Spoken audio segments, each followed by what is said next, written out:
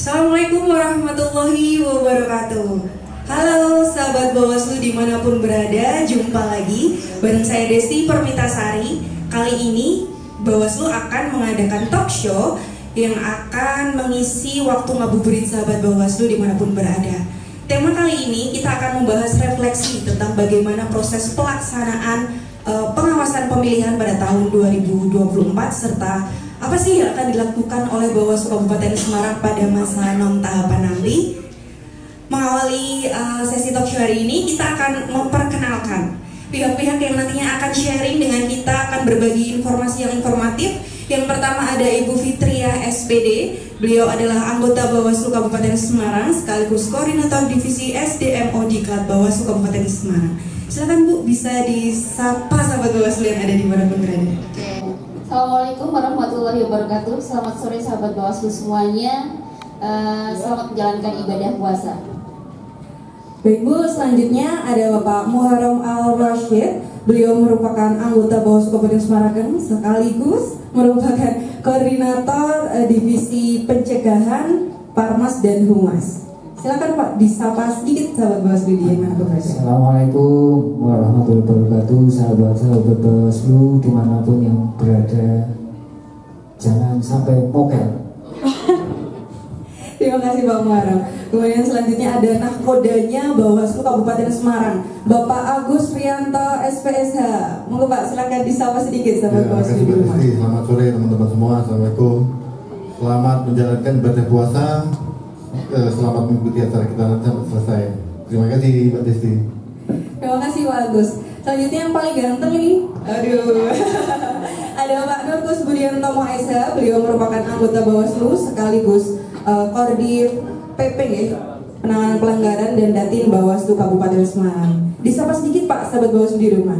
Assalamualaikum warahmatullahi wabarakatuh. Sahabat Bawaslu semuanya, berjumpa dengan kami di acara talk show hari ini. Semoga kita tetap istiqomah untuk puasa sampai akhir. Begitu ya? Amin ya Pak. Kita beri semangat sahabat Bawaslu di rumah supaya tetap kuat puasanya. Kita sekarang sedang mengisi ngabuburit mereka. Semoga bisa informatif seperti itu ya Pak.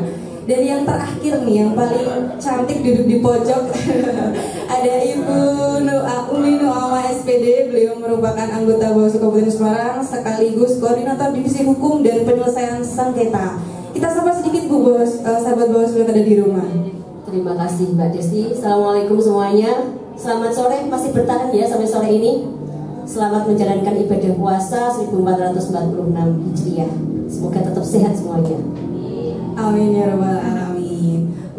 Baik sahabat Bawaslu dimanapun berada, hari ini kita akan talk show nih. Tadi kita sudah spill sedikit ya. Kita mau membicarakan apa? Tema hari ini kita akan melakukan refleksi bagaimana proses pelaksanaan pengawasan pada pemilihan tahun 2024. Kita awali dari nahkodanya Bawaslu dulu, dari Pak Ketua terlebih dahulu. Sebenarnya bagaimana Pak hasil dari proses pengawasan kita selama melaksanakan pengawasan di tahapan pemilihan tahun 2024? Monggo Pak, bisa diceritakan kepada sahabat Bawaslu yang ada di rumah. Sampaikan sedikit beberapa yang bisa kita share, sampaikan pada publik ya, sahabat semuanya yang di studio maupun di manapun berada. Hari ini kita akan share pengawasan penyelenggaraan pemilihan tahun 2024. Nanti teman-teman dari pimpinan Bawaslu, koordinator divisi juga bisa menjelaskan masing-masing sesuai dengan divisinya. Mungkin secara keseluruhan bisa saya sampaikan terlebih dahulu bahwa selama proses penyelenggaraan pemilihan tahun 2024, tentu Bawaslu memiliki tugas dan kewajiban melakukan pengawasan seluruh tahapan, mulai dari tahapan persiapan sampai tahapan penyelenggaraan sampai nanti tahapan selesai. Di pilkada itu kan dikenal dengan istilah tahapan persiapan, agak beda dengan pemilu. Kemudian ada tahapan penyelenggaraan yang terdiri dari banyak tahapan. Kita melakukan pengawasan mulai dari pembentukan badan ad hoc di Bawaslu. Itu nanti terdiri dari Panwas Kecamatan, kemudian nanti Panwas Kecamatan membentuk Panwas Desa dan Kelurahan, kemudian juga sampai dengan membentuk pengawas TPS. Nanti SDMO bisa menjelaskan lebih lanjut bagaimana proses pembentukan badan ad hoc di Bawaslu, sekaligus ada tanggung jawab tugas lain melakukan pengawasan pembentukan badan ad hoc juga di KPU. Jadi di KPU itu ada badan ad hoc mulai dari PPK di tingkat kecamatan, kemudian PPS di tingkat desa, dan KPPS. Dalam proses pembentukan badan ad hoc tersebut di KPU juga diawasi oleh Bawaslu. Nanti bisa disampaikan juga oleh Kodim SDMO selaku PIC pengawasan pembentukan badan ad hoc di Bawaslu sekaligus pengawasan pembentukan ad hoc di KPU. Kemudian masuk pada tahapan-tahapan yang berjalan, mulai dari tahapan mutarlik, pemutakhiran data pemilih, sampai nantinya tahapan rekap, penetapan pasangan calon terpilih dan pelantikan. Pada prinsipnya sesuai dengan Undang-Undang Pilkada, Bawaslu memiliki tugas dan kewajiban melakukan pencegahan terhadap pelanggaran dan sengketa proses pemilu. Jadi selama tahapan berlangsung, dan setiap tahapan kita selalu melakukan upaya-upaya pencegahan. Pencegahan ini kita lakukan dengan banyak metode, dan sudah kita lakukan mungkin ratusan upaya pencegahan melalui surat saran perbaikan, mulai surat imbauan dan lain-lain. Baik itu kita sampaikan kepada KPU dan jajaran selaku penyelenggara teknis maupun kepada peserta pemilu, dalam hal ini partai politik pengusung sampai dengan pasangan calon dan tim kampanye. Itu kita lakukan secara masif pencegahannya di setiap tahapan, dari tahapan awal sampai tahapan akhir. Nanti mungkin perinciannya bisa dijelaskan oleh Kodim P2H ya, untuk melakukan penjelasan mengenai detail pencegahan yang sudah dilakukan oleh Bawaslu Kabupaten Semarang, seperti apa masifnya sudah dilakukan, sehingga kita bisa menekan, atau sebagai upaya kita menekan adanya potensi-potensi pelanggaran. Kemudian di penanganan pelanggaran, kita juga menangani satu kasus ya, karena tadi semangatnya memang hari ini di pilkada sekarang ini atau semakin kekini itu, kita kan secara umum Bawaslu semangatnya adalah pencegahan. Jadi dengan pencegahan yang kita lakukan secara masif di Kabupaten Semarang, kita nggak menerima laporan pelanggaran dari masyarakat maupun dari tim, sehingga kita tidak menangani laporan pelanggaran di pilkada 2024 ini, termasuk misalnya money politik atau mungkin pelanggaran netralitas, ASN, Kades, pihak lain. Kita tidak ada laporan dari masyarakat sehingga kita tidak tangani. Lalu ada satu temuan yang berkaitan dengan kode etik yang kita proses, nanti akan disampaikan oleh wajib penanganan pelanggaran. Kemudian di sengketa proses, kita tahu di pilkada juga dikenal adanya sengketa, yaitu khususnya kalau di Bawaslu sengketa proses. Kalau sengketa hasil atau perselisihan hasil itu kan menjadi kewenangan Mahkamah Konstitusi, yang selama sekian minggu ini kita tentu mengikuti ya prosesnya di Jakarta di Mahkamah Konstitusi. Sampai hari ini masih ada yang belum selesai, masih ada 24 kabupaten kota yang melakukan pemungutan suara ulang hasil putusan dari MK, Mahkamah Konstitusi. Alhamdulillah Kabupaten Semarang nggak ada, jadi kita nggak ada sengketa hasil, tidak menjadi objek. Kemudian juga nggak ada sengketa proses antara Bawaslu, antara peserta pemilu dan KPU.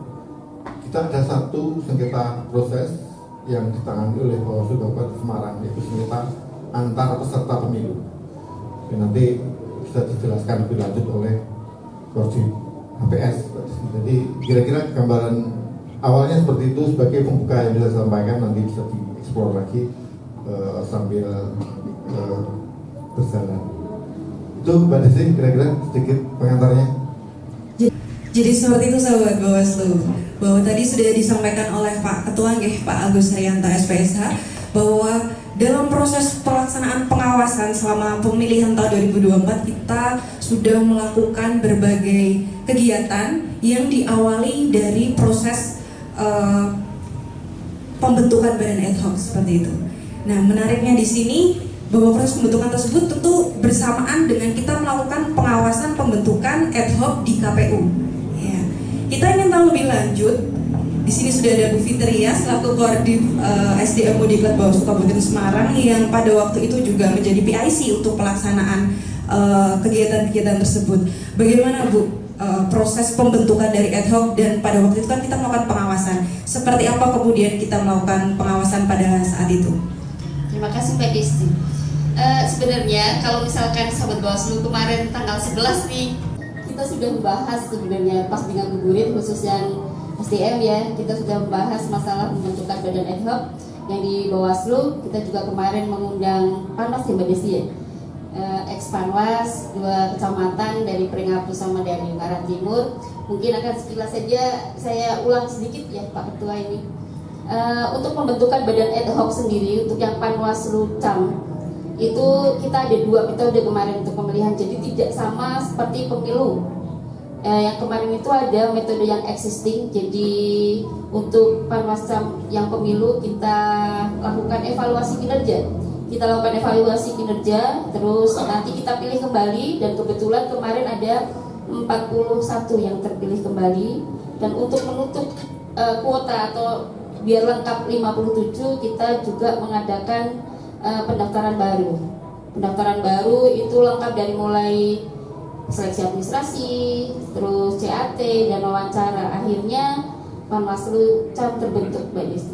Itu range waktunya dengan pembentukan PKD sangat cepat, tidak ada 1 bulan. Dan karena itu kemarin Bawaslu Kabupaten Semarang juga mengambil alih dulu untuk pendaftaran PKD-nya, karena Panwasnya belum terbentuk secara lengkap. Jadi PKD-nya mulai dari seleksi administrasi yang nangani Bawaslu Kabupaten. Terus habis itu setelah seleksi administrasi baru kita turunkan berkasnya dan dilanjutkan oleh Panwaslu Cam untuk menyeleksi calon-calon PKD, dan juga mereka menyeleksi PTPS. Nah, yang PTPS ini memang kebetulan banyak sekali dinamika yang di bawah Mbak Desi ini. Mereka karena bareng sama KPPS, jadi banyak sekali dinamikanya saling berebut sebenarnya. Kemarin diceritakan sama Panwas Pringapus sama Ungaran Timur itu, mereka saling berebut sebenarnya, orang-orang yang memang berkualitas yang harus menduduki antara KPPS dan PTPS. Walaupun kita 1 dan mereka 7, tapi ya karena kebetulan waktunya memang berdekatan antara pembentukan KPPS dan pembentukan PTPS, jadinya di bawah dinamikanya lebih ke situ, lebih ke perebutan orang, perebutan jadi bahasanya, kompetisi mendapatkan calon-calon PTPS yang terbaik. Dan alhamdulillah kita mendapatkan PTPS yang terbaik dengan segala macam dinamika yang ada di bawah. Nah, Panwaslu Cam, PKD dan PTPS ini ya tidak ada pengawasan. Yang ada pengawasan ke badan ad hoc untuk yang sebelah di KPU, kita memang yang di PPK kita juga melakukan pengawasan di Bawaslu Kabupaten. Ada himbauan yang harus kita kasihkan, ada sarper juga kebetulan. Terus untuk Panwas sendiri mereka mengawasi pembentukan TPS, pembentukan KPPS. Jadi sambil mereka membentuk PTPS, mereka juga mengawasi pembentukan KPPS. Berat sekali sebenarnya kalau misalkan kita lihat dari kerja-kerja Panwaslu Cam yang kemarin ya, karena tahapannya sambil berlari, tahapannya itu beruntut, waktunya sempit. Jadi ya, tapi alhamdulillah Pak, pekerjaan mereka maksimal semuanya dari sisi sumber daya manusia ya. Kita bicara dari sisi sumber daya manusia, mereka maksimal kerjanya. Terbukti tidak ada PSU, ya. Berarti PTPS itu bekerja dengan betul-betul di bawah hierarkinya Panwas Acam. Seperti itu. Mungkin itu dulu Mbak Desi. Cukup menarik ini ya Bu. Berarti kita sudah mempersiapkan orang-orang yang terampil untuk kemudian melakukan pengawasan seperti itu ya Bu. Walaupun dengan dinamika yang banyak terjadi selama prosesnya, kita berhasil memilih orang-orang terbaik untuk kemudian melakukan pengawasan juga. Pengawasan diantaranya pengawasan pembentukan badan ad hoc-nya KPU setelah mereka terbentuk seperti itu ya Bu. Betul. Kita sekarang beralih ke Pak Muharrem nih Pak. Tadi Pak Ketua sedikit bercerita bahwa ruhnya Bawaslu itu kan melakukan pencegahan seperti itu. Sebagai koordinator pencegahan Parmas dan Humas Bawaslu Kabupaten Semarang, sebenarnya metode apa saja yang kemudian sudah kita lakukan dalam melaksanakan pengawasan, khususnya fokusnya ke pencegahannya ya Pak, selama tahapan pemilihan tahun 2024, dan seberapa banyak sebenarnya Pak jumlah dari hal-hal yang sudah kita lakukan itu, mungkin imbauannya, sarpernya seperti itu Pak, silahkan bisa disampaikan kepada sahabat Bawaslu. Terima kasih atas kesempatannya. Saya ingat satu kata pepatah dulu kalau SD sering ya ada isian ya. Yang kira-kira pepatahnya begini: mencegah itu lebih baik daripada mengobati. Pernah itu enggak? Tentu saja pernah dengar Pak. Iya, tagline ya. Apa ya? Karena mencegah itu kan salah satu upaya agar tidak terjadi satu peristiwa. Kalau mengobati mungkin penyakit ya, sebelum penyakit ada harus kita cegah dulu. Kalau orang yang hipertensi, yang kena gula ya, harus dicegah dulu, nggak boleh minum gula dulu. Maka di rumah jangan disediakan gula, sediakan apalah itu. Jangan sediakan nasi, pakai nasi merah lah gitu. Biar gulanya turun. Nah, prinsipnya sama di Bawaslu. Jadi ada salah satu tugas kita itu melakukan bentuk-bentuk pencegahan. Supaya apa? Supaya kejadian-kejadian itu tidak kemudian yang kita tidak inginkan gitu, itu tidak terjadi dulu ya. Harus kita cegah dulu. Kita pakai metode cegat dulu ya, dicegat sebelum melakukan aktivitas atau tindakan yang melanggar hukum. Nah, sepanjang pemilihan tahun 2024 kemarin, ini juga bentuk dari kerja keras teman-teman Panwascam sebenarnya pencegahan ini. Karena untuk kabupaten mungkin tidak terlalu banyak, yang banyak itu di kecamatan. Jadi luar biasa sekali mereka sepanjang tahun 2024 kemarin melakukan berbagai aktivitas pencegahan. Tercatat ada sekitar 1927 bentuk pencegahan. Itu angkanya lumayan banyak ya. Apalagi kalau angkanya itu ada nominal uangnya ya. Apalagi triliun, banyak lagi nanti. Cuman angka itu sedikit banyak memberikan satu gambaran ya. Menurut teori saya ya, semakin banyak bentuk pencegahan, semakin nominal bentuk pencegahan semakin banyak, itu akan berbanding lurus dengan minimnya penanganan pelanggaran. Sehingga mungkin barangkali di pemilu ke depan barangkali bentuk-bentuk pencegahan ini perlu untuk ditingkatkan. Nah, dari 1927 itu banyak ini terderivasi ke banyak hal. Saya mengambil contoh soal tentang identifikasi kerawanan. Itu ada 662. Salah satu bentuknya apa? Salah satu bentuknya adalah dengan melakukan konsolidasi data kerawanan. Jadi setiap subtahapan pasti teman-teman Panwascam melakukan konsolidasi data dulu, melakukan mapping bahasa. Ibarat kalau rumah itu ya, kita disuruh untuk menjaga rumah, kita kan biasanya akan menganalisa secara kasar dulu. Oh, rumah ini punya pintu darurat ya, dia kalau hujan itu gentengnya bocor ya, pondasinya bagaimana dan seterusnya. Secara kasar terlebih dahulu ini di mapping, sehingga ketika waktu melakukan konsolidasi, melakukan identifikasi kerawanan, mereka sudah tahu kira-kira kelemahan dari masing-masing tahapan itu mana, potensi-potensi terjadinya pelanggaran itu di mana. Mereka sudah melakukan mapping, melakukan antisipasi, sehingga mereka kemudian melakukan berbagai model pencegahan, seperti melakukan kegiatan patroli, atau kemudian melakukan nota dinas dengan memberikan surat himbauan dan seterusnya. Sehingga itulah kemudian kenapa kemudian banyak ya angka nominal bentuk-bentuk pencegahan yang sudah dilakukan oleh teman-teman di Bawaslu Kabupaten Semarang beserta jajaran yang ada di bawah. Yang tentu perlu kita apresiasi, tadi sudah disampaikan Pak Ketua, keberhasilan tidak adanya penanganan pelanggaran itu sebenarnya lebih karena faktor pencegahan kita yang berhasil. Itu yang perlu dinarasikan oleh kita kepada masyarakat secara umum bahwa bukan berarti tidak ada bentuk-bentuk pelanggaran, tetapi memang upaya-upaya pencegahan yang kita lakukan itu sudah cukup. Sehingga kemarin kita sangat intens dalam melakukan kegiatan pencegahan, salah satunya adalah soswatif ya, atau sosialisasi penguatan partisipatif. Hampir di tiap kecamatan ada kelompok-kelompok yang kita sasar, tentu kelompok-kelompok yang punya pengaruh, yang pengaruh itu sangat signifikan bisa memberikan dampak ke masyarakat luas. Mungkin itu Pak. Nanti yang lain kegiatannya itu ada. Padahal ini saya sudah sangat terhanyut gitu Pak dengan ceritanya Pak Muharram terkait bagaimana Bawaslu sudah mencegah sejauh ini 1927 ya Pak, upaya pencegahan yang sudah kita lakukan sepanjang pengawasan tahapan pada pemilihan tahun 2024. Tentu saja itu hal yang tidak mudah karena kita harus melakukan berbagai metode untuk bisa memantapkan diri bahwa para peserta nanti, para pemilih nanti tidak akan melakukan pelanggaran-pelanggaran ataupun sengketa seperti itu kurang lebih ya Pak. Tadi juga disinggung oleh Pak Agus bahwa ada satu kasus pelanggaran kode etik yang kemudian tercatat di Bawaslu Kabupaten Semarang. Aduh, ini udah senyum-senyum dari tadi Pak.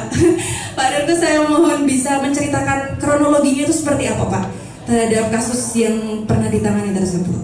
Terima kasih Mbak Desti. Sebelum saya menceritakan terkait tadi yang disebutkan bahwa di Bawaslu Kabupaten Semarang menangani satu kasus penanganan pelanggaran kode etik, sebenarnya kita cerita dulu bahwa saya dari divisi penanganan pelanggaran Bawaslu Kabupaten Semarang, bahwa gambaran umumnya bahwa di Kabupaten Semarang selama pelaksanaan pemilihan serentak 2024 itu kita masih melakukan pencegahan-pencegahan yang tadi sudah disampaikan oleh Mas Muharram, Pak Muharram, yaitu berupa kita di setiap tahapan pasti melaksanakan pencegahan yang berupa satu membuka layanan posko aduan, dari mulai persiapan, kemudian di tahapan mutarlih pencalonan, kemudian kampanye, kemudian logistik, kemudian masa tenang, kemudian sampai tungsura, rekap, kemudian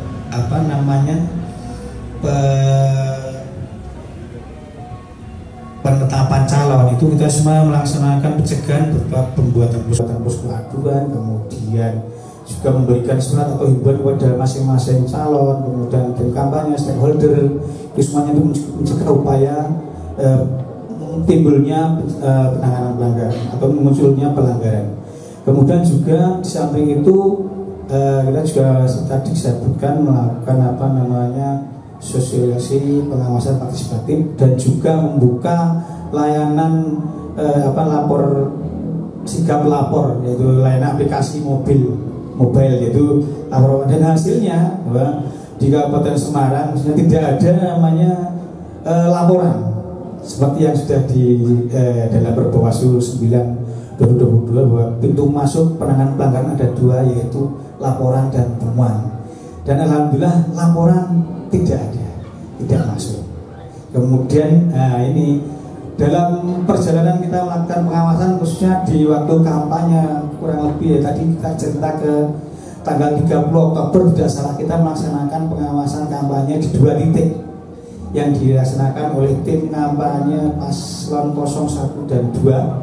02 ada di Prenghapus kalau tidak salah dari Gubernur, kemudian yang 01 di Tambak Boyo Ambarawa. Di sana kita membagi tim, kemudian saya di Tambak Boyo bersama teman-teman Panwascam Ambarawa dan teman-teman staf, kemudian juga termasuk Ibu Ramah mendampingi saya kemarin Bu. Itu kita ternyata menemukan ada suatu indikasi anggota badan ad hoc atau PPK kecamatan yang ikut terlibat atau melibatkan diri dalam suatu kegiatan kampanye. Kemudian kita mendekati, kemudian memberikan semacam pencegahan, memberikan himbauan, ternyata tidak tidak mau mengikuti apa yang kita sarankan, akhirnya kita lakukan proses sesuai dengan terbaru juga bahwa memang untuk durasi atau timing waktu penanganan pelanggaran kita itu tidak 7+7 tapi 3+2. Jadi kita maraton, kemudian berawal dari tanggal 30 kita buatkan LHP lembar hasil pengawasan. Di situ termaktub adanya dugaan pelanggaran anggota Badan PPK kecamatan yang terlibat. Kemudian kita plenokan di Bawaslu, kemudian ditetapkan sebagai temuan. Kemudian setelah itu diregister, terus kita lakukan klarifikasi dan ternyata yang bersangkutan kita panggil dan juga datang kemudian juga mengakui. Akhirnya kita putuskan bersama Bapak 1-2 kemudian bahwa ini melanggar kode etik, kemudian kita rekomendasikan teruskan ke KPU dan kemudian alhamdulillah oleh KPU diterima, kemudian dilaksanakan klarifikasi ulang dan ternyata muncul putusan pemberhentian tetap. Jadi itu Mbak, jadi memang sebenarnya juga sayang sekali kenapa itu bisa terjadi, karena memang ya itu harus bagian tugas kita yang harus kita laksanakan, sehingga apapun itu kita tidak boleh pandang bulu, karena memang betul-betul melanggar maka kita harus melaksanakan tugas penanganan pelanggaran. Seperti itu Mbak Desti. Terima kasih. Terima kasih Pak Agus, menarik sekali ya Pak bahwa Bawaslu berkomitmen untuk secara tegas terhadap adanya pelanggaran. Kita berusaha seprofesional mungkin menunjukkan bagaimana kita bisa berkinerja. Tadi bahwa pencegahan yang kita lakukan sudah berhasil membuktikan tidak ada laporan yang masuk ke Bawaslu, tapi memang dari segi pengawasan kita ada temuan seperti itu, di mana temuan tersebut akhirnya sudah diproses seperti tadi yang sudah diungkap oleh Pak Nurkos, bahwasanya proses tersebut kemudian sudah sampai dengan putusan seperti itu kepada pihak-pihak yang kemudian melanggar seperti itu Pak. Sekarang kita kulik lagi. Bu Umi sepertinya sudah tidak sabar untuk banyak berbagi informasi ya Bu. Iya, karena terakhir begini, tadi sempat diselipkan dari penjelasan Pak Ketua di awal bahwasanya kita juga melakukan satu penyelesaian sengketa antar peserta. Nah ini kebetulan Bu Umi adalah selaku PIC juga penanggung jawab dan mengetahui secara detail bagaimana kemudian hal tersebut diselesaikan. Bisa ceritakan sedikit Bu, bagaimana sebenarnya kisahnya, kenapa sengketa itu bisa terjadi dan kemudian bagaimana sengketa tersebut diselesaikan? Monggo Bu. Oke Mbak Desti, terima kasih. Ini kelihatannya ini per berapa menit ya buka puasanya. Matanya sudah mulai berkunang-kunang. Lempitan kanibu itu sudah seperti roti gulung, sangat kering. Ya. Kemudian karet yang ada di piring seolah-olah kayak mie yang mau hendak dimakan itu. Ini kelihatannya sudah mulai berkunang-kunang matanya ini, teman-teman semuanya. Oke Mbak Desti, sedikit sebelum saya masuk ke sana. Tadi Mas Muharram mengatakan bahwa mencegah itu lebih baik, sama dengan yang ada di sengketa. Mencegah lebih baik daripada mengadili dalam konteks sengketa dalam keadilan, konsep keadilan pemilu. Kalau saya ngambil kaidah dalam Islam, ad-dararu yuzal, bahwa segala sesuatu yang menimbulkan bahaya atau membahayakan itu harus dihilangkan. Artinya bahwa di sini pencegahan itu menjadi hal vital sebelum nanti ketika terjadi pelanggaran. Termasuk pencegahan ini tidak hanya pada saat pelaksanaan begitu, tetapi ketika pada saat pengawasan itu bagian dari pencegahan yang dilakukan secara optimal. Ini bagian kita di kaidah tadi ya, ad-dararu yuzal begitu. Bagaimana bisa bahaya-bahaya yang akan muncul itu bisa kita hilangkan, bagian dari pencegahan. Dan bagaimana kemudian sengketa yang ada di Kabupaten Semarang, sempat tadi Pak Ketua Bawaslu Kabupaten Semarang menyampaikan bahwa di Kabupaten Semarang hanya ada sengketa antar peserta begitu. Jadi betul tadi sengketa yang kewenangannya ada di Bawaslu itu adalah sengketa proses. Jadi seluruh tahapan pemilihan Bawaslu di situ diberi kewenangan untuk menyelesaikan sengketa, baik sengketa antara peserta dengan penyelenggara ataupun sengketa antar peserta. Nah, yang antara peserta dengan penyelenggara dari mulai tahapan pencalonan, baik karena kebetulan Kabupaten Semarang ini tidak ada calon perseorangan sehingga tidak ada sengketa ya, potensi sengketanya nggak ada sehingga sengketanya juga nggak ada karena perseorangan tidak ada begitu. Untuk yang pencalonan yang dari partai politik kemarin sampai dengan penetapan pasangan calon yang menjadi peserta pemilihan itu tidak ada. Kemarin kan ada dua ya Mbak ya, ada dua pasangan calon, yang paslon 01 Pak Ngesti Nugraha dengan Bu Nur Arifah yang disebut dengan Mutiara, dan pasangan yang 02 adalah Pak Nurul Huda dengan Pak Yanuji Haji gitu ya. Dan kita tahu berapa partai pengusulnya. Partai 01 pengusulnya 14 partai politik, kemudian yang pasangan 02 pengusulnya 1 begitu. Nah, dari proses-proses itu, jadi kemarin ketika ada yang memberikan informasi, awalnya ini dari WhatsApp-nya Pak Ketua. Jadi ada yang menyampaikan informasi ke WhatsApp-nya Pak Ketua Bawaslu Kabupaten Semarang yang menyampaikan ada alat peraga kampanye yang saling menyangkut begitu. Kemudian Pak Ketua menyampaikan informasi kepada saya selaku PIC dalam penyelesaian sengketa. Kita tindak lanjutilah ya dengan teman-teman tim Kasubag, staf, dan kami juga berkoordinasi dengan teman-teman dari Panwascam Tuntang karena lokusnya ada di Kecamatan Tuntang. Kita berkoordinasi, tapi sebelumnya kita sampaikan dulu ke yang menyampaikan informasi. Ini gimana? Ini mau lanjut, artinya menjadi permohonan penyelesaian sengketa atau bagaimana? Kemudian dari yang memberikan informasi siap itu akan dijadikan permohonan karena memang syarat di dalam penerimaan permohonan penyelesaian sengketa itu subjeknya ini jelas. Subjeknya itu siapa? Pasangan calon atau tim kampanye. Jadi ketika itu tidak terpenuhi, maka kemudian penyelesaian sengketa ini dalam hal permohonan subjeknya ini menjadi tidak terpenuhi. Tapi kemudian dari pemohon yang kebetulan adalah tim kampanye menyampaikan bahwa akan mengajukan permohonan. Kita tidak lanjuti. Kemudian teman-teman Panwascam Tuntang ada Pak Budi, ada Mas Wahid, itu kalau nggak salah yang turun ke lapangan ada Mas Wahid ya, langsung ke lapangan ada di daerah perempatan Desa Seraten. Nah di sana itu memang betul alat peraga kampanye paslon 02 yang tertutupi oleh paslon 01. Jadi paslonnya Haji tertutupi oleh paslon 01 begitu. Mutiara, betul memang ada kejadian begitu. Kemudian dari Panwascam Tuntang ini berinisiatif untuk langsung menghubungi tim kampanye yang di daerah tersebut. Ketemulah ya dengan tim kampanye. Nah setelah obrolan tim kampanye sebetulnya agak keberatan karena merasa bahwa itu tempatnya gitu. Wah ini tempat saya, harusnya kalau masang ke sini ya izin begitu. Tapi karena kita kemudian sampaikan begitu, ini ada yang merasa keberatan karena ada alat peraga kampanye yang tertutupi.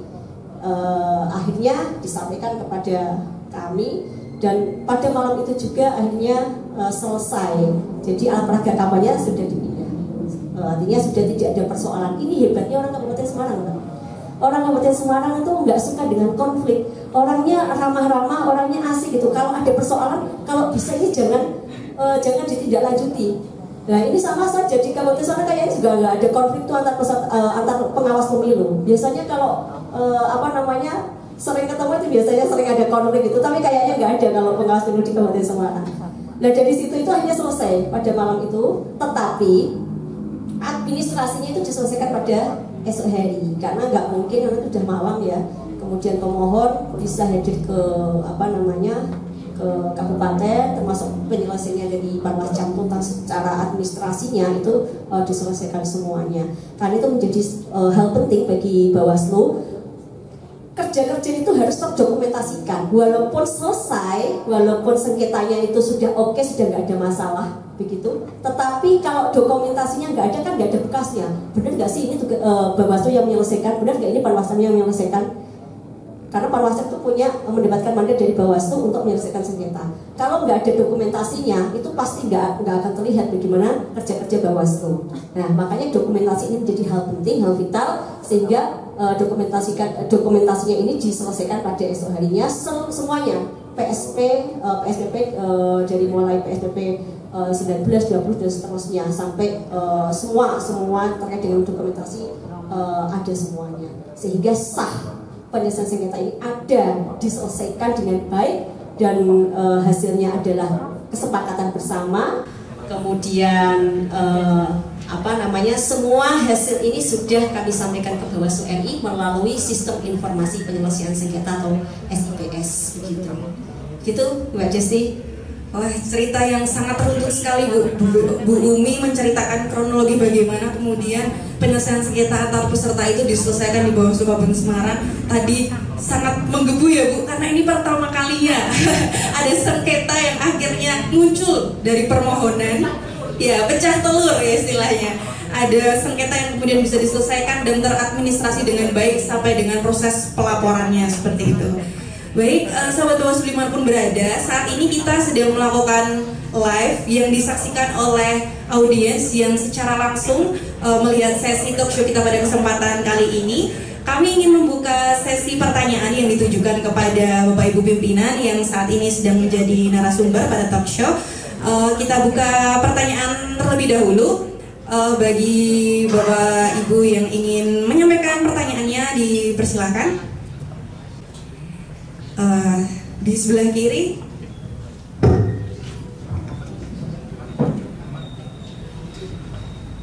Silakan Bu, bisa memperkenalkan diri, nanti akan ditanggapi oleh Bapak Ibu.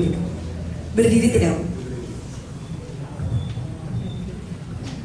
Bismillahirrahmanirrahim. Assalamualaikum warahmatullahi wabarakatuh. Nama saya Nadia Usnedi dari Kecamatan Gerasan. Bapak Ibu pimpinan, mohon izin untuk bertanya. Pemilihan itu ada kampanye ya. Nah, di Kabupaten Semarang sendiri itu di tahapan pemilihan 2024 banyak sekali ada kegiatan tebus murah Bapak Ibu. Tebus murah di kegiatan kampanye. Padahal di dalam regulasi sendiri kegiatan tebus murah itu tidak diatur. Menurut Bapak Ibu panjenengan semuanya dari Bawaslu Kabupaten Semarang bagaimana menyikapi hal ini seperti itu? Mungkin itu pertanyaan dari saya. Terima kasih. Terima kasih Bu Laila yang sudah menyampaikan pertanyaan ya. Kita langsung jawab saja. Mungkin bisa diawali dari Pak Ketua dulu untuk bisa menjawab apa yang tadi sudah ditanyakan Bu. Langsung jawab ya. Oke, terima kasih jawab pertanyaan dari peserta tadi soal tebus murah ya. Jadi tebus murah itu memang tidak tertulis ya secara eksplisit di peraturan KPU ya. Kalau kita tarik ke awal sebelumnya bahwa kaitannya dengan ketentuan kampanye itu diatur secara singkat ya di Undang-Undang Pilkada.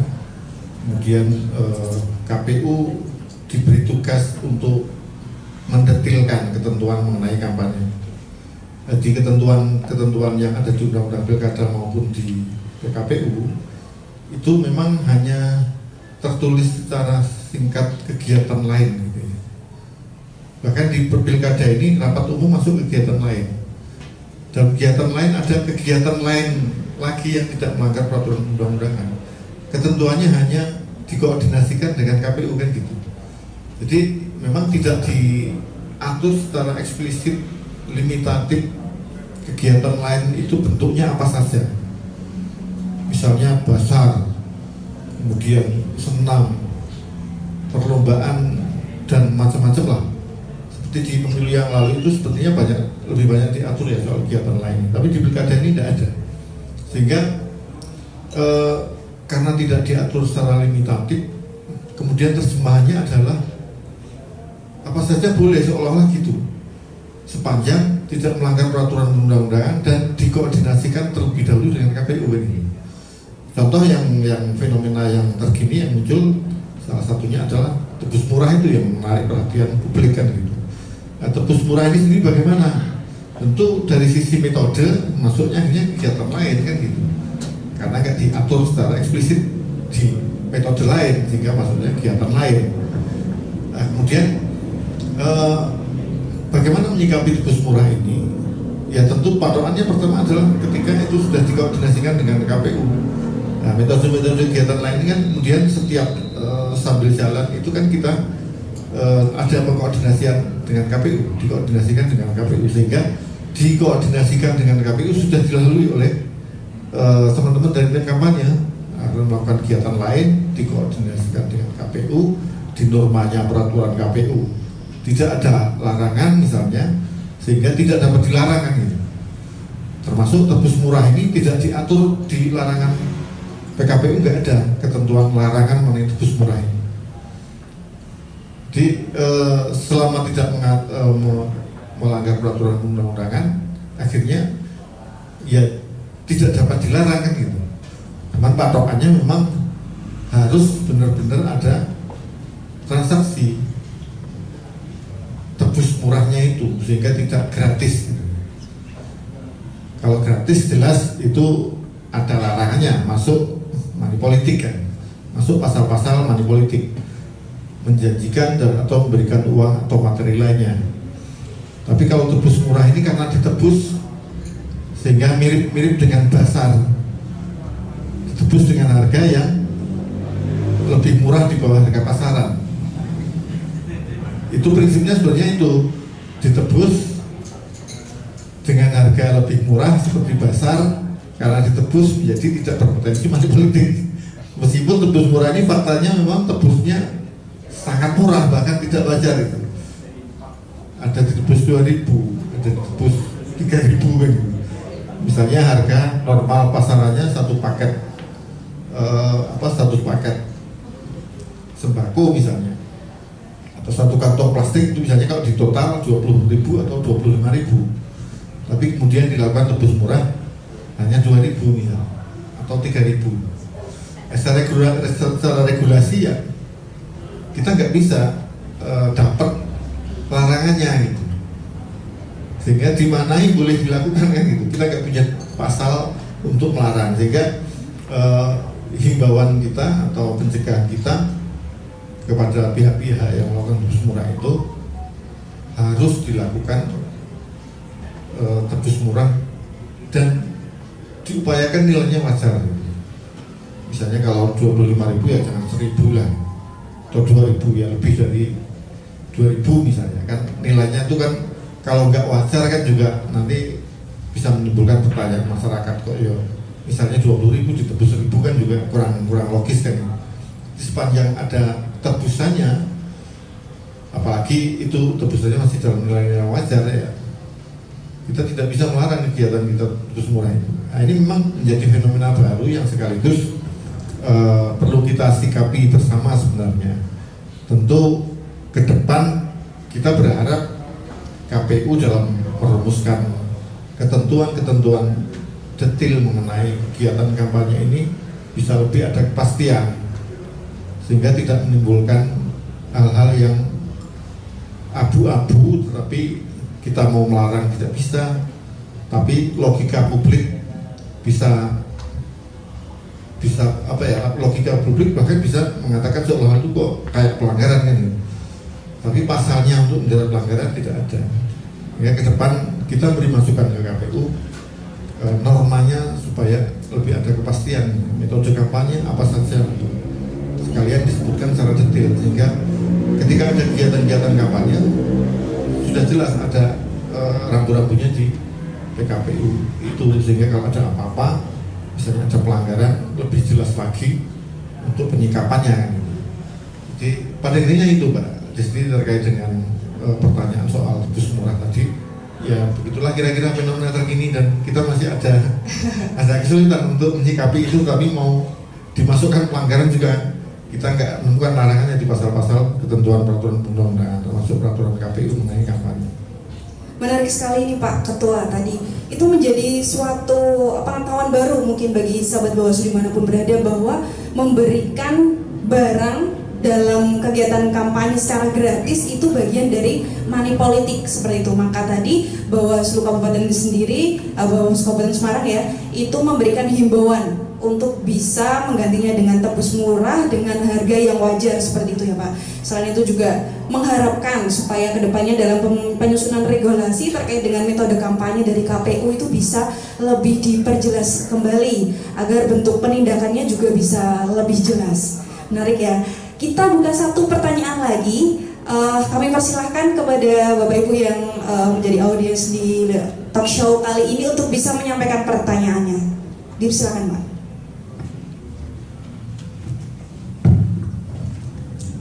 Assalamualaikum warahmatullahi wabarakatuh. Perkenalkan, saya Irfan Afif dari Pringin.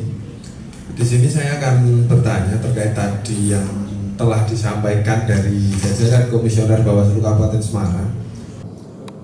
Sejauh mana upaya Bawaslu Kabupaten Semarang dalam melakukan pencegahan secara masif sehingga di pelaksanaan pilkada di Kabupaten Semarang ini tidak ada laporan pelanggaran ataupun bahkan tidak ada penanganan pelanggaran yang dilakukan oleh jajaran Bawaslu Kabupaten Semarang. Mungkin itu Pak. Terima kasih Pak Irwan. Kita sampaikan kepada mungkin Pak Muharrem bisa mengawali dari apa yang tadi ditanyakan Pak Irwan, karena tadi Irfan ya Pak Irfan, mohon maaf.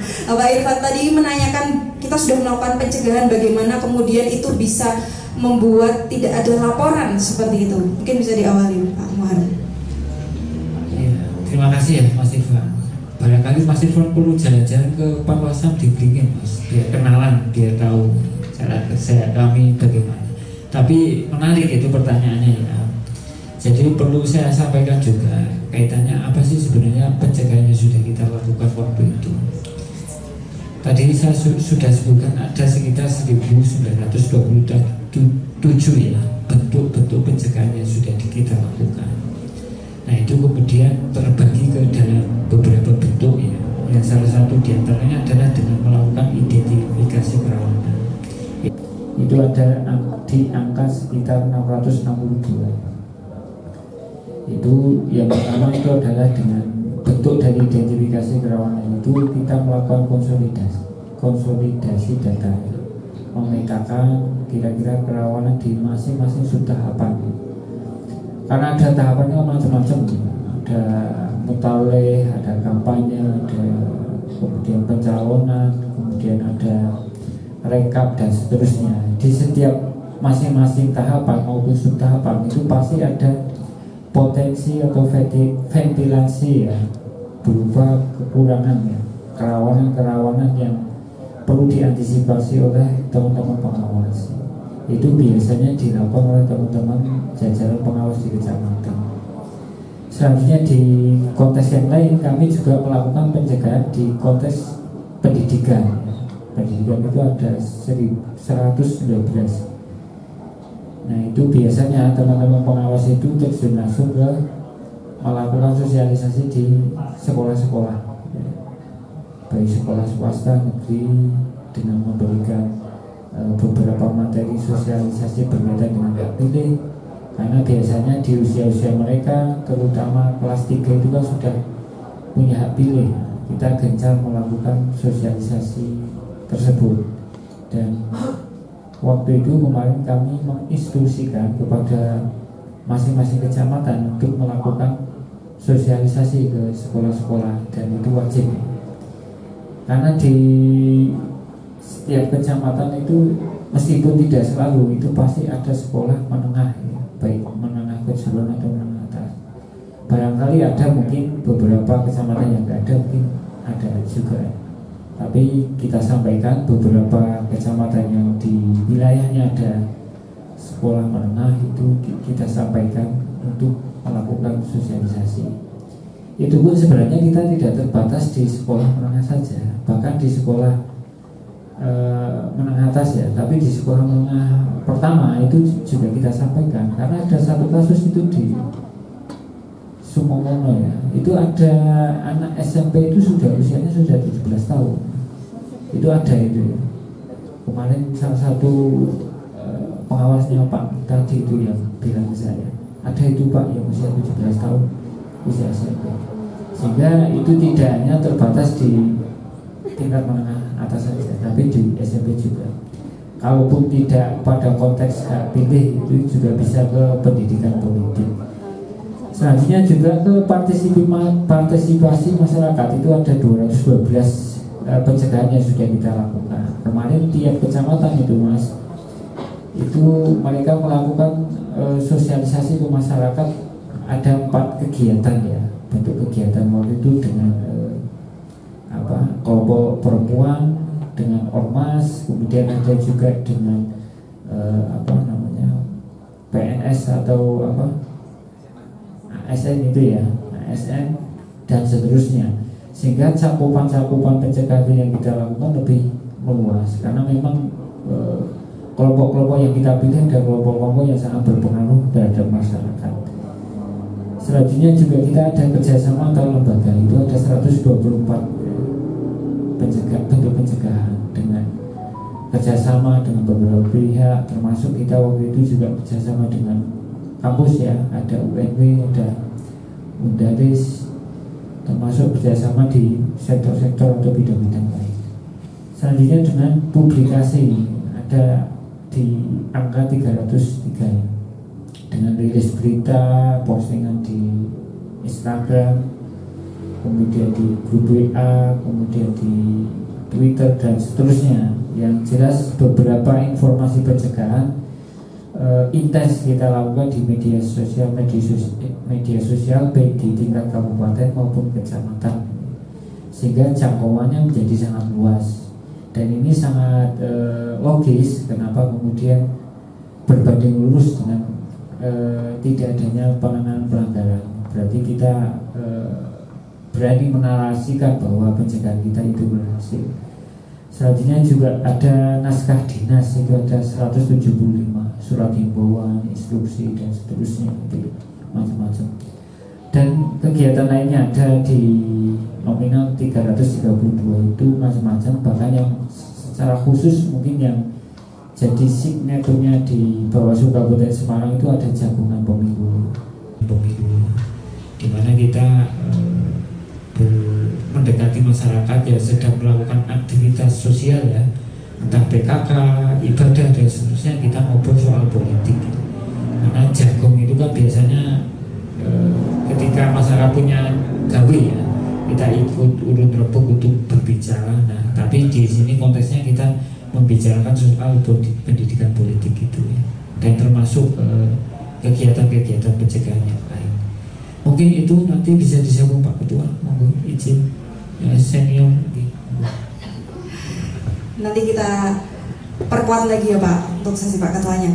Jadi pada dasarnya tadi sudah dijelaskan diawali dari Pak Muharram ya, bahwa 1927 upaya pencegahan itu beraneka ragam, dari mulai soswatif, dari mulai kemudian ada jagung pemilu, upaya pemberian imbauan, naskah dinas, Bawaslu Go to School, tadi banyak sekali yang sudah kita upayakan, sehingga itu berbanding lurus dengan hasilnya, bahwa tidak ada laporan atas dasar upaya pencegahan yang sudah kita lakukan seperti itu ya. Kita lanjut ya Pak. Kita sudah melakukan banyak upaya dan banyak kegiatan, mulai dari pembentukan ad hoc dan pengawasannya, upaya pencegahan, penanganan pelanggaran dan penyelesaian sengketa. Lalu Pak Agus selaku ketua nih, apa yang kemudian akan dilakukan oleh Bawaslu Kabupaten Semarang pada masa non tahapan nanti? Silakan Pak. Oke, sebelum itu mungkin saya review ya, garis bawahi yang berkaitan dengan tadi semua sudah disampaikan oleh teman-teman, ini sekaligus closing ya, bahwa pada intinya selama pengawasan pemilihan serentak 2024 kemarin untuk Bawaslu Kabupaten Semarang, dari sisi SDM kita siap, SDM-nya cukup sesuai dengan jumlah yang telah ditentukan. Kemudian kita lakukan pengembangan kapasitas sehingga mereka semua sudah siap melakukan pengawasan maupun penanganan pelanggaran. Artinya di pemilihan kemarin itu secara SDM sumber daya manusia kita siap.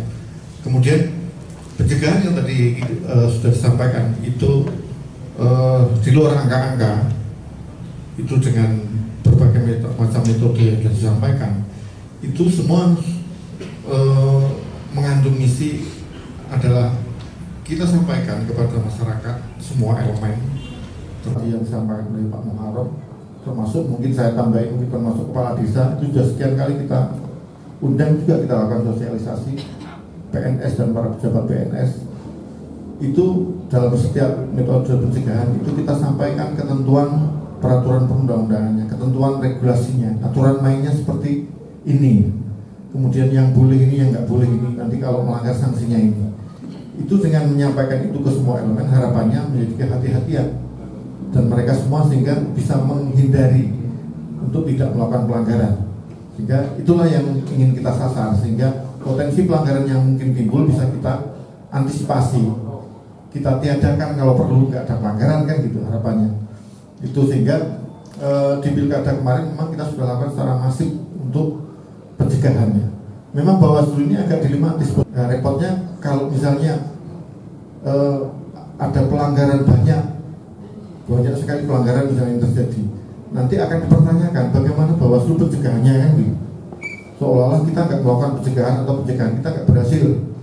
Tapi kalau pencegahan kita masif sekali kemudian nggak ada pelanggaran, orang juga masih tanya juga Bawaslu kok nggak nangani pelanggaran kan gitu.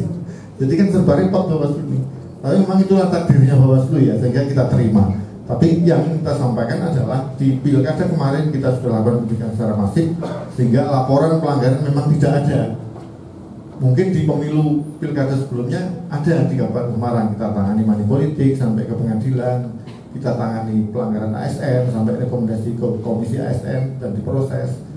Pelanggaran undang-undang lainnya biasanya selalu ada, tapi di pilkada ini memang karena kita lebih masif pencegahannya lagi, sehingga laporan memang tidak ada. Jadi, itu yang terjadi di pemilihan kemarin, sehingga memang tidak ada laporan pelanggaran atau penanganan pelanggaran yang signifikan yang terjadi di Kabupaten Semarang. Kemudian untuk sengketa juga hanya ada sengketa proses antar peserta soal alat peraga kampanye yang saling menutupi. Di sengketa yang lebih serius alhamdulillah nggak ada. Misalnya di pilkada pasangan calon atau tim kampanye protes gugat KPU karena tidak diloloskan dalam proses pencalonan menjadi daftar pasangan calon tetap misalnya, terus kemudian menggugat KPU menjadi satu sengketa. Itu alhamdulillah nggak ada, karena pencegahan kita ke KPU juga sangat masif. Kita selalu ingatkan kepada KPU agar KPU melakukan sosialisasi semasif mungkin, sejelas mungkin kepada tim kampanye atau pasangan calon, sehingga nggak menimbulkan multi persepsi, tidak menimbulkan salah persepsi di kalangan pasangan calon. Sehingga dalam pemenuhan proses-proses dalam pencalonan itu semua clear, sehingga nggak ada gugatan. Termasuk ke pasangan calon tim kampanye kita juga melakukan sosialisasi secara langsung. Itu semua upaya supaya tidak terjadi sengketa di pelanggaran maupun sengketa. Intinya yang ingin saya sampaikan adalah kita sudah melakukan pencegahan secara masif, sehingga hasilnya seperti ini. Jadi keberhasilan Bawaslu kan tidak hanya selalu dilihat dari seberapa banyak menangani pelanggaran kan gitu, tapi bisa juga keberhasilan dilihat dari sisi lain. Ketika nggak ada pelanggaran berarti Bawaslu berhasil mencegah. Ini di Kabupaten Semarang kita berhasil mencegah ini, tidak ada pelanggaran karena pencegahan kita masif. Harapan kita nanti ke depan pencegahan kita akan kita masifkan lagi, dan peran serta masyarakat dalam pencegahan juga akan terus kita dorong, sehingga nanti pencegahan itu bisa lebih masif lagi, termasuk oleh peran serta masyarakat, sehingga potensi-potensi pelanggaran juga akan lebih kecil dan bahkan mungkin tidak ada. Hari ini Bawaslu memang tahapannya sudah selesai, Mbak Desti. Ini pelantikan sudah dilakukan kemarin, Bupati Wakil Bupati terpilih, sehingga memang praktis seluruh tahapan itu sudah selesai semuanya secara paripurna. Tinggal Bawaslu masih ada beberapa secara penyelenggara, masih ada beberapa tugas yang dilakukan. Hari ini kita masih melakukan evaluasi, kemudian kita masih melakukan menyelesaikan tugas-tugas laporan pertanggungjawaban kinerja sebagai bentuk refleksi untuk bisa menjadi referensi semua pihak nanti ke depannya. Ada buku penanganan pelanggaran, kemudian kita kasih judul menegakkan hukum dengan cara mencegah. Nanti kita, tapi belum jadi ini. Ada sengketa juga membuat buku, SDM maupun P2H juga membuat buku. Buku-buku ini juga sebagai bentuk pertanggungjawaban kinerja kepada publik melalui buku.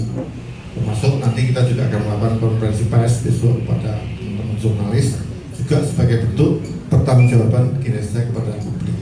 Itu kemudian kalau ditanya apa yang terakhir ya ini ya, yang dilakukan oleh Bawaslu nanti pasca tahapan kalau nggak ada pilkada gimana gitu. Bawaslu penganggur gitu. Nah ini perlu kita sampaikan dan masyarakat harus mengetahui bahwa di Bawaslu itu punya tugas dan kewajiban yang ditulis di undang-undang secara eksplisit jelas adalah mengembangkan pengawasan partisipatif. Jadi kalau nggak ada pilkada maupun pemilu, apakah Bawaslu nggak punya tugas lagi? Banyak sebenarnya tugasnya. Nanti kita akan lakukan pengembangan pengawasan partisipatif. Kita melibatkan masyarakat. Tujuannya tadi supaya pencegahannya masif, demokrasi berjalan secara bagus, pelanggarannya semakin minim untuk pemilu yang akan datang. Misalnya kita akan turun ke kampus-kampus, Bawaslu ke kampus untuk memilih pemula, teman-teman mahasiswa ini adik-adik mahasiswa turun ke desa, karena kita juga punya program desa APU, desa anti politik uang, desa pengawasan, upaya untuk pelibatan masyarakat. Kita juga akan masuk ke sekolah, Bawaslu Goes to School. Mungkin sosialisasi juga akan kita lakukan, pendidikan politik ke masyarakat selama tidak ada pilkada. Jadi pengembangan pengawasan partisipatif untuk mendorong partisipasi masyarakat, juga pendidikan politik kepada masyarakat dan semua pihak melalui banyak nanti kegiatan yang dilakukan oleh Bawaslu sepanjang tahun 2025 dan seterusnya selama tidak ada proses tahapan. Gitu Mbak Desti. Nah, cukup banyak sekali tadi penjelasan yang disampaikan oleh Pak Ketua ya. Sekaligus menutup sesi talk show kita pada kesempatan di sore hari ini. Saya ucapkan terima kasih Bapak Ibu, Ibu Fitria, Bapak Muharram, Bapak Agus, Bapak Nurkus, dan Ibu Umi sudah bergabung di talk show-nya Bawaslu Kabupaten Semarang. Sudah menemani Sobat Bawaslu di rumah untuk ngabuburit. Sobat Bawaslu jangan lupa untuk selalu dukung kami dengan follow media sosial Bawaslu Kabupaten Semarang. Dan juga dukung kami untuk like dan juga subscribe dan share konten ini supaya memberikan manfaat bagi banyak pihak. Saya akhiri, terima kasih, selamat sore, selamat berbuka puasa, sahabat Bawaslu di rumah, terima kasih.